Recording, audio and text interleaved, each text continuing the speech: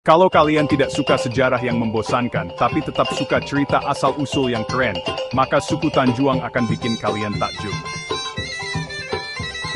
Mari kita selami akar salah satu klan paling kuat di Sumatera Barat.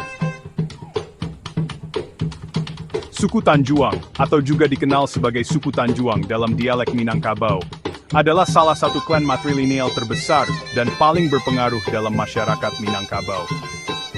Asal-usul mereka berawal dari Luhak Nantigo, pusat kebudayaan Minangkabau.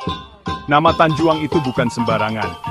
Punya akar yang dalam, mungkin terkait dengan posisi kehormatan, dan dengan pohon Tanjung yang sakral, simbol berkah dan kekuatan sejak zaman dahulu.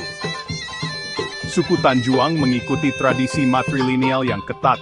Identitas dan warisan berasal dari pihak ibu, menjadikan wanita tokoh kunci dipimpin oleh Bundo Kanduang yang bijaksana.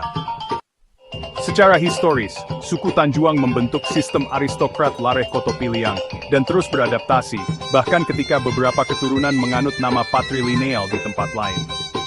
Itulah warisan abadi suku Tanjuang, tradisi, kekuatan, dan kemampuan beradaptasi dalam satu klan yang luar biasa.